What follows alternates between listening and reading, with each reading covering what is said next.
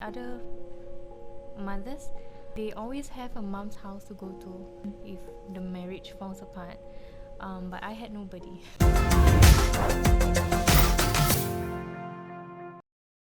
Hi, this is Let's Talk and Try. My name is Amalia. My name is Sonia. And I'm Lydia, and today we have a special guest with us today. Hello, my name is Nasyiba. I'm a 26-year-old single mom. We called her here because she has a story to share with everyone out there. So let's hear from Nasyiba. I lost my dad when I was 16, and 5 years later, I lost my mom to breast cancer. And then after that, because we were living in a rented flat, because she was a single mom lah. So after she passed away, we had two choices. Either we stay in the house, the rental house, which was a 2-room flat. Except sebab my mom is gone now, diorang tengok gaji kita, they will naikkan the rent to almost 10 times Yep. So initially, how much was the rent? Initially, it was 100 ke 150. Okay. And then after I got my first full-time job, they raised it up to 1,000. Oh. Okay. What were Which you working was- as the time? I was a teacher. At that point of time, kat dalam rumah tu ada, as in just you have a sibling? just me and my sister. So Yeah. you and your sister. So they see both income. Yep. Then they Yeah, but it was my first time job, first full-time job. full-time job. So it was too much lah for me, you know. So and we were both dating someone, so we decided to get married, and we gave up the 2-room flat. After that, I married into my ex-husband's family. I stayed with him. After we had a child, we even rented a place for a while. Like banyak tempat lah. Actually 3 tempat kot. Because his name dah pakai for his mother's house. Oh, Yeah, okay. so we couldn't apply. So rented, and then after the divorce, right now I'm just waiting for another rental flat with HDB. Yeah. Okay, but why were you renting? You mentioned that you rent 3 places. So macam Because we were really trying to get the best deal. you rented house ke just a room? Initially we started off with a room. Okay. It was a condo, but it was a master bedroom. That's why we took the condo lah, because it's huge. It's a huge master bedroom. And then I had a baby also, so yeah, we needed a space. And then after that, we moved on to a 3-room flat, which was a really good deal. It's just that it was very small. Not small, it was very old. Like it needed a lot of maintenance. And then after that, we shifted, which was a jumbo. So he made it such that we could take one side. But it was still rent. And then that was my last home before the divorce lah. How long were you in the rented flat? 1 year here, 1 year there. Oh, okay. Yeah. So, but first you mentioned that you actually stayed with your Brother-in-law. your in-laws first, and then after that you decide to get your own place. Yep. Reason because macam why is it you're just nak your own space ke or That was when I had my baby. And I realized that because I was also living with my ex-brother-in-law. Okay. So every time keluar tak sedap rumah, lah. I don't know if any one of you has ever experienced this, but macam keluar bilik je kena lah tutup aurat. So it was not comfortable lah for me. So Okay, understand. You need yeah. privacy lah. Yep. Okay, you got married at 21. How did you met your ex-husband? He was my bandmate. Oh, Yeah, okay. he was my bandmate. Okay. Sekarang dah tak boleh main band together Jam lagi together lah. lah. Is he still? Dah tak main, tapi it's not because of the divorce lah. Oh, okay. He's just busy with his work. Okay. So that's how That'll be you awkward, man.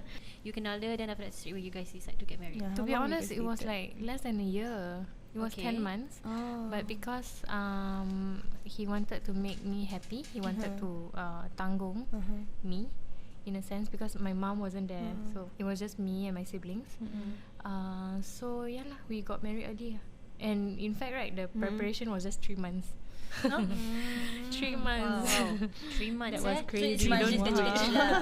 But it was just a small wedding, no, or in it's just fact, it macam was really a- 1,000 packs punya. It was a real wedding, like, except In 3 we were months? very simple people. Okay. So we didn't do like hadang and all. But you still have like guests, buffet, majlis, decor and all that. decor, Yeah, dulang, correct. all those still have lah. Ada. Wow, within 3 months, yeah. Within 3 months, it was 3 crazy. Crazy gila. What leads to the divorce actually? I think respectfully, I would say we just have very different priorities in life. Like, Yeah, macam what makes you happy in a family? What are your goals for your family? It's just very different. And I think it's fine to differ. It's just that maybe we change while, you know, after you have a baby, it changes a lot, many things about the way you think and all that. So yeah lah, but we are very respectful about it. I was very unsure for many years, for a few years lah. I was scared. I was really scared. So I held on for very long. I was scared because you see other mothers, they always have a mom's house to go to if they, you know, if nothing works, if the marriage falls apart. But I had nobody. And somewhere during my marriage, my sister migrated. Yeah, so lagi I had nobody. you had nobody here. I had only my brother. You know, girls, we are closer to sisters. Yeah, correct. Yeah, so I was closer to my sister, which was fine. But I know that my brother still loves me, and but I didn't want to disturb him actually because he was getting his flat also. But he insisted that I stay with him lah. To be honest, I think I was slipping in and out of depression. I felt like I really miss my mom, and it would have been a lot more different if she were here. How do you tell Nasim? I mean, he was how old was he? 2 years old. 3. That This time. year is 3. turning, yeah. Oh, this year turning 4. 4. So how do you tell a 3-year-old that what do you call yourself, mom? Mama Then, and Baba. What do you call what do you say to Nasim? Yeah. Macam, Baba dah Mama and with Baba not Mama. staying together. I It mean, was- Did he ask anything? I think he's a very intelligent child. yeah, I think So, budak nowadays is very Alhamdulillah. smart, you know. They would know, right? Yeah, he could sense it very quickly. So there were a few months yang his teacher said he really changed. So I had to try to explain to him, but really at his level. Mama and Baba are not living together anymore. At home, there's at Watna's house, which is the place I'm living. At Watna's house, there's no more Baba. Baba cannot live here. And at Daddy's house, there's no more Mama. Mama cannot live there lah. And then Alhamdulillah, slowly, because actually I think at that age they're still very resilient. Yes, correct. They're still very more resilient than we think they are. Yeah. So he started macam understanding the concept that Mama and Baba are not together anymore. At first he reacts, you can see the reaction, especially kalau kita nak fetch or send. He will realise that I haven't spent enough time with my Baba. Why is Mama already here? You know, or I haven't spent enough time with Mama. Why is Baba already here? And he knew instantly, macam, okay, Baba is here. I know that I have to say bye to Mama. Yeah, he knew. So It was smart. a very sad process, and sometimes when we were sending him, at even 3 years old, he was trying to contain his sadness.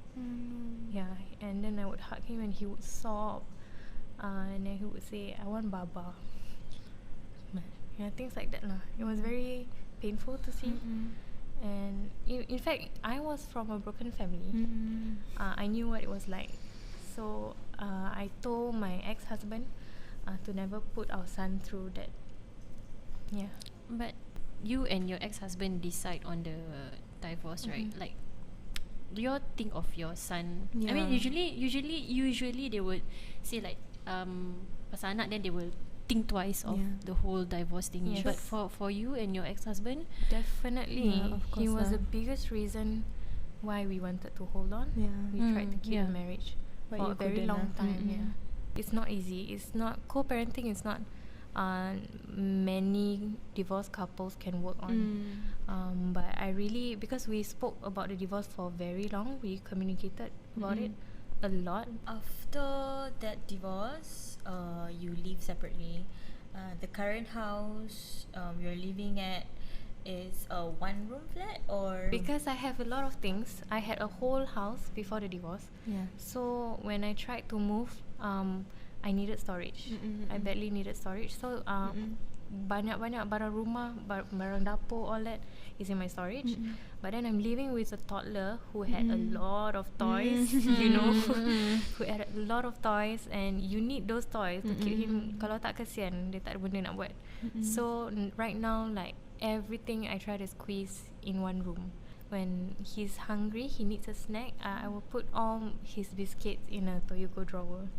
Were you still teaching that point of time? No, I was after stopped I got teaching? my son, I changed career. Okay, so you teaching. so you stopped teaching and then you changed to another job. There is eligibility criteria for public rental housing lah. So it's only for the needy, and they made it such that if you want the rental house, you have to earn below 1.5k. And at that time, when I had the full-time job, I earned more than that because I earn more, but I really need a place to stay lah. Because other people, when they get divorced, as a single mom, you always have a mom's house to go to, but I didn't have that. And I knew that somehow I have to apply for a rental flat lah. And in fact, people were suggesting to me, why don't you just quit your job just for a while, make sure you secure the house first, then after that you can pick yourself up again. You try to earn just to survive, in the meantime. And that's how I landed. I tried GrabFood. So you But desperately why want the house? GrabFood? Like, why not other job? So it was very not practical for me to send him to school and then find another job to but also he was having a tough time in school. Teacher said he was very clingy. He didn't talk to any kids. He was just very clingy to the teacher alone. So I knew that I think I need to be there for him lah. So I decided to take care of him and also try to earn while taking care of him. And it was one of the easiest macam, okay, I think GrabFood can. Tak ada employer pun nak tengok kita macam mana kita kerja, and it was on time, on target. So it's like you hantar anak you pergi sekolah, so bila dia tengok kat sekolah, then you go and send orders, that kind. No, I bring him with me kat belakang. Him along. Okay. In fact, I tried to make the whole experience as positive as possible.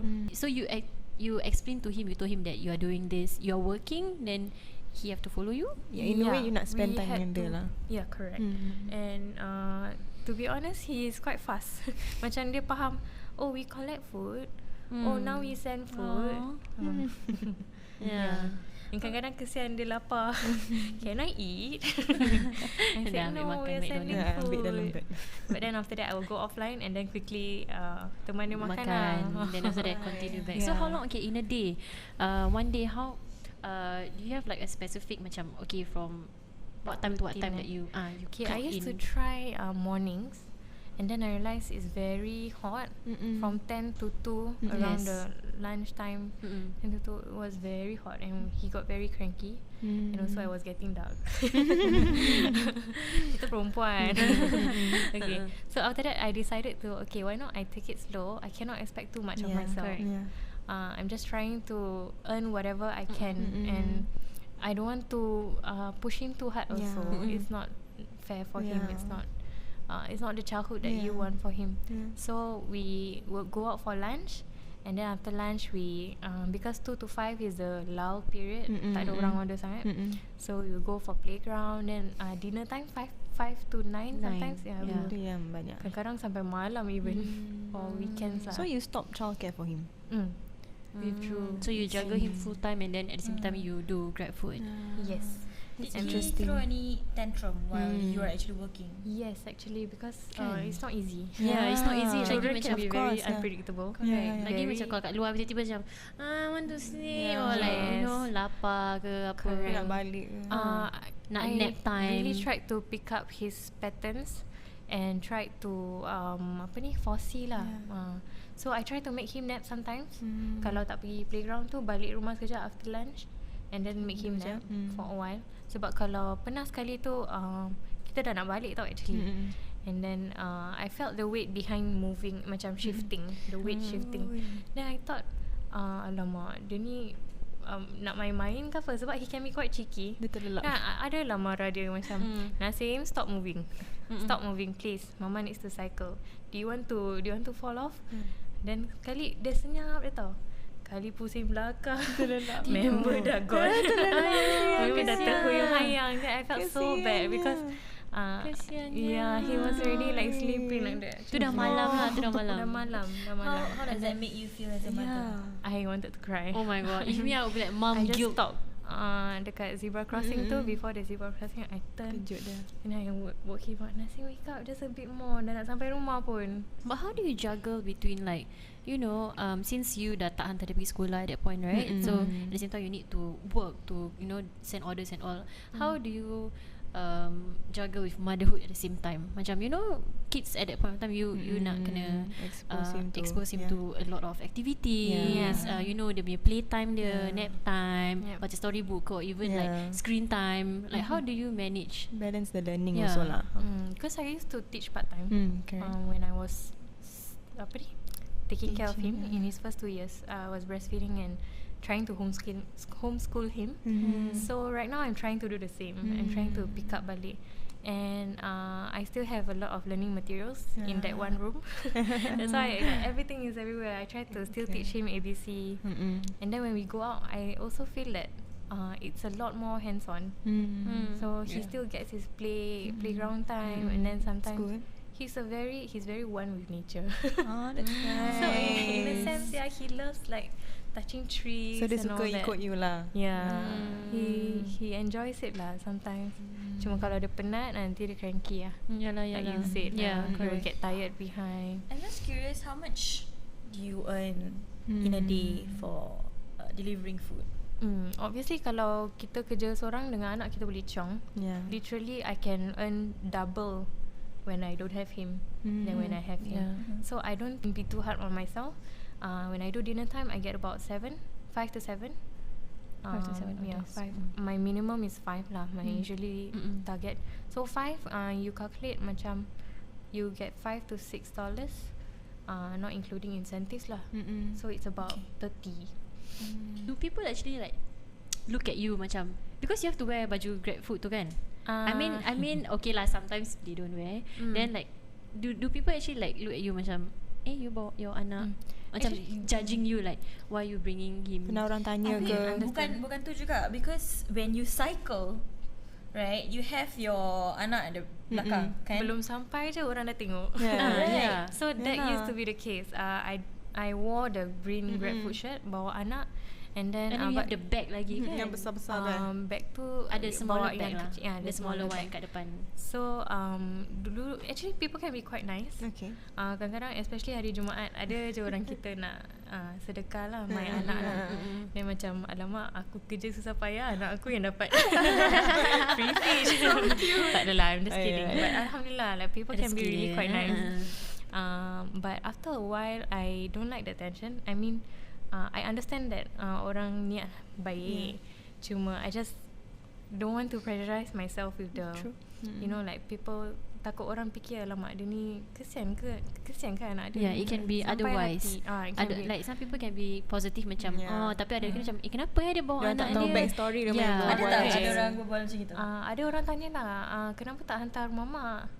Saya kalau ada mak, saya hantar. Oh, you cakap gitu? Tak lah, I mean in my heart lah. Because people don't know what. So it's okay. I mean, forgive them because they do not know. It's just that I don't want that kind of comments anymore. It's a bit pressurizing for me. So I decided to wear other dry fit shirts lah. Oh, tak pakai yang tu. Unless I'm without him, then I wear. Tapi dah sampai rumah orang tu, the bicycle you takkan you bawa naik lift sekali? Bawa apa ni, void deck, dekat void deck. And then I will bring him along, angkat dia turun.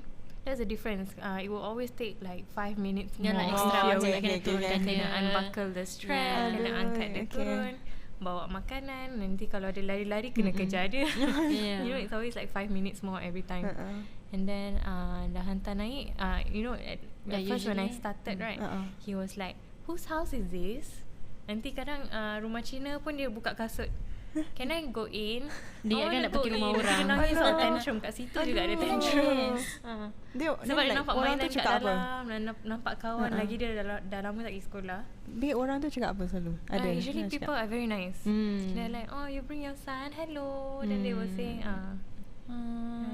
I believe like as a mother, you do anything for your son in order to get a house. How does it feel for you in order to obtain the house? This is what you did.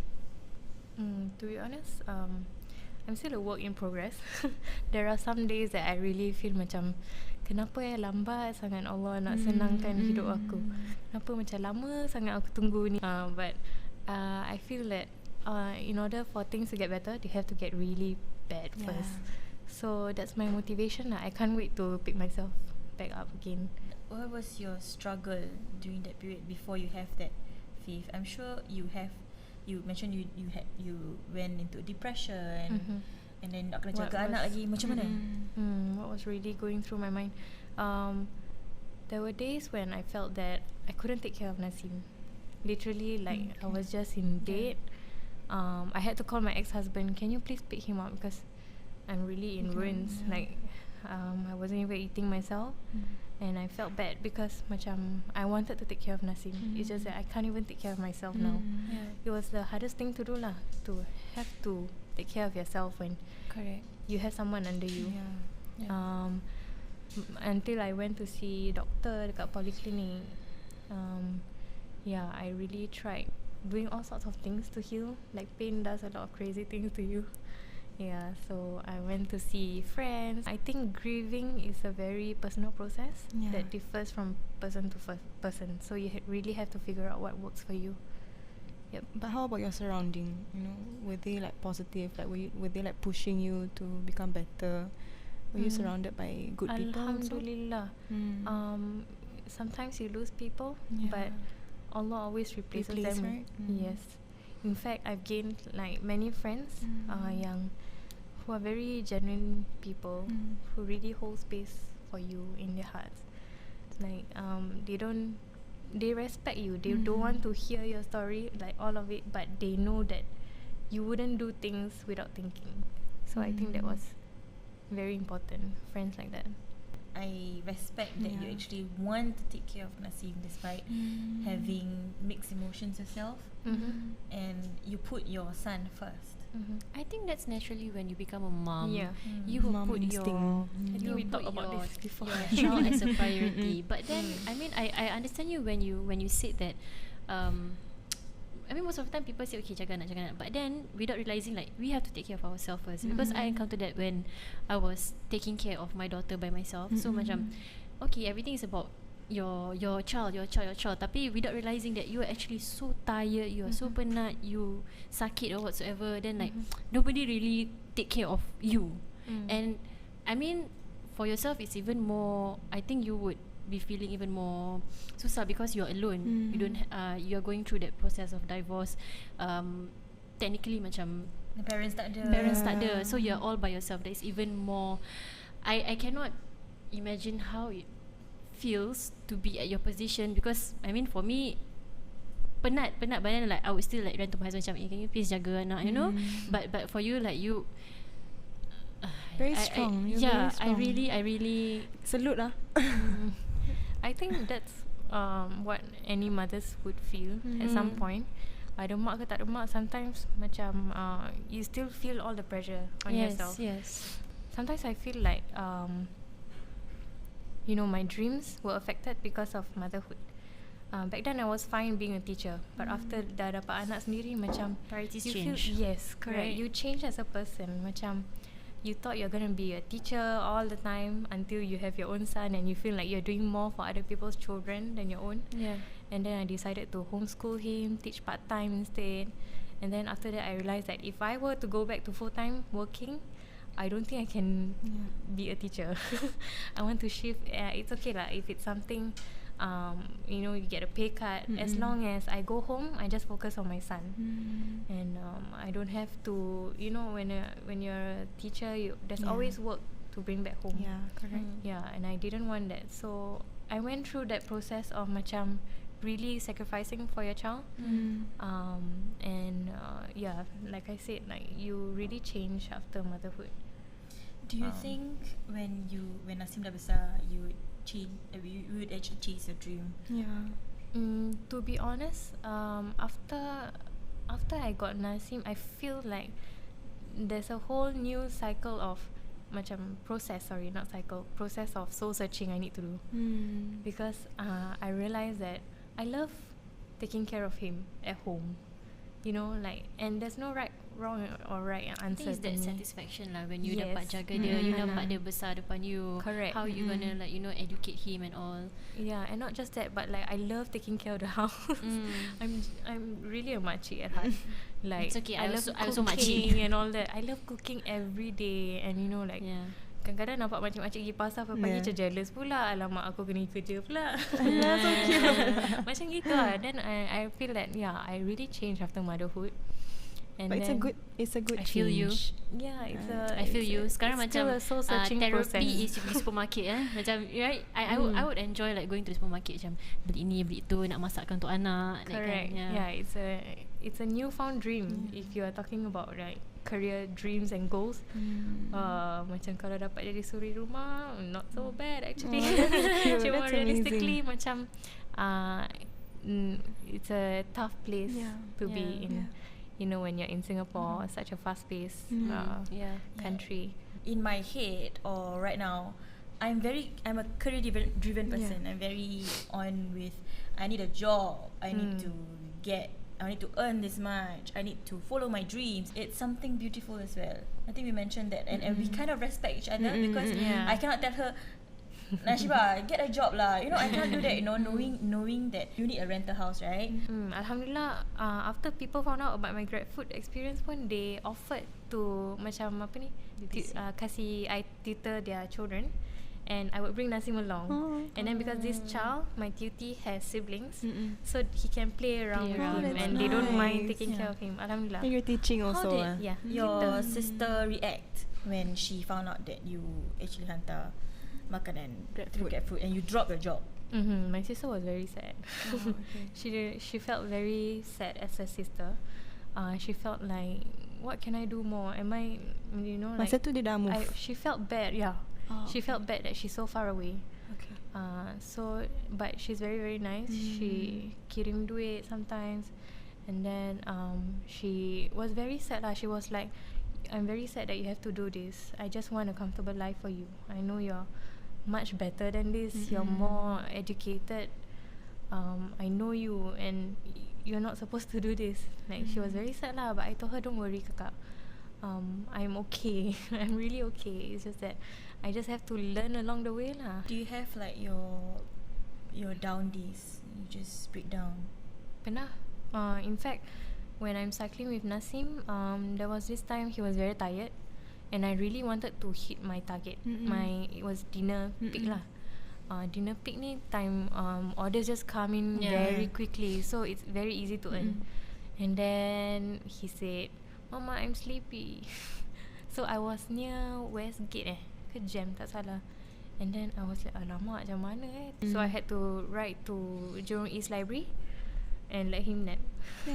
So I missed the dinner period. Oh dear.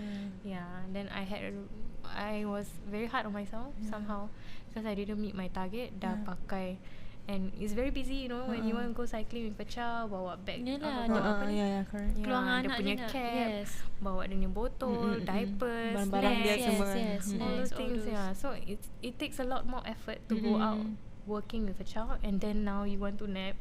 It was very frustrating lah. Then I told my sis, and I just cried.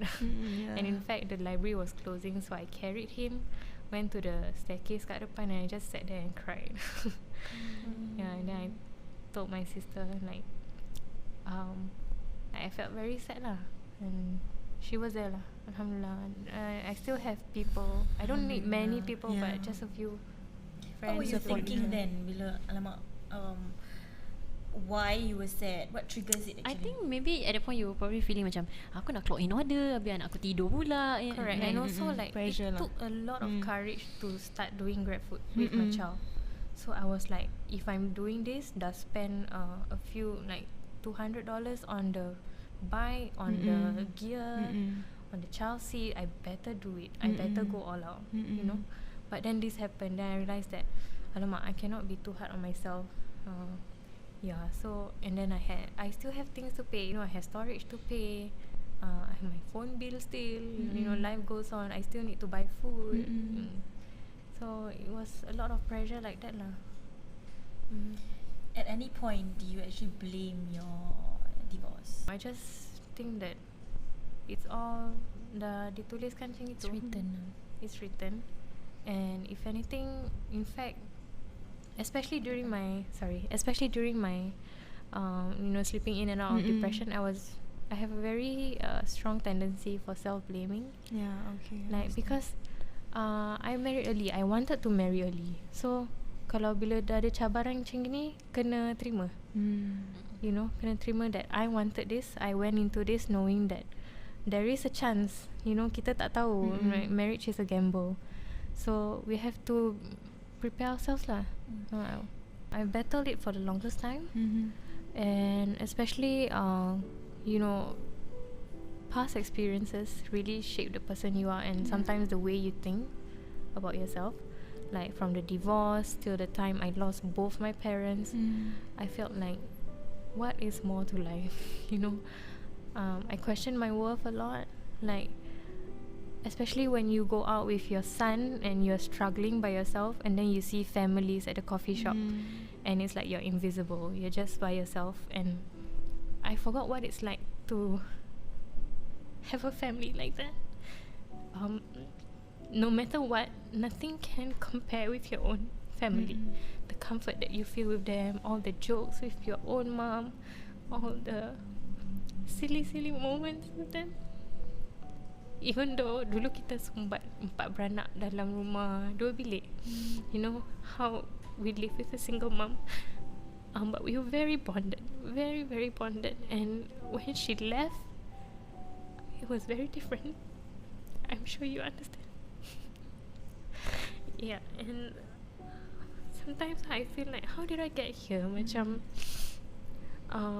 I see all these families, and I could have been just an ordinary girl like that, you know, keluar jalan-jalan dengan family, and anak ada nenek, ada atuk. Yeah, I'm sorry. It's okay. It's okay. It's okay. Yeah, so that was how I fell into depression, I guess. And I see at this age, sometimes you also have friends who are going through divorce. But then you realize that, wow, they are still studying, they still have a job, and they are earning well. Why? And then you wonder, why can't you, you know? Then I realized that rezeki masing-masing very lain. And of course, if my mom were here, it would have been a different story. I mean, I was educated. I mean, I have a diploma. Then how did I end up here, you know? Because if my mom were here, she would have helped to take care of my son. In fact, I remember her saying, adik cepatlah kahwin, nanti kawan-kawan mama semua dah ada cucu, mama nak duduk rumah je jaga cucu. You know, like I remember that so well, and it really breaks my heart now to think about it. Yeah, so I fell into depression partly because of that. Like, I don't know, I want to help myself, but in this kind of situation, I don't know how to. Like, sometimes even the ability to try to help yourself is a blessing. Yeah, it's not like you are one of those yang malas you know, malas nak work on yourself. It's just that even that is a rezeki. Yeah, correct. I'm sure there's a hikmah behind all this. I mean, your test semua, ada, insyaAllah. not many can go through the obstacles that you went through. So I think that's strong. Really Ability respect to you. help Yeah. yourself. Yeah, that's a blessing and rezeki in a way. Yeah.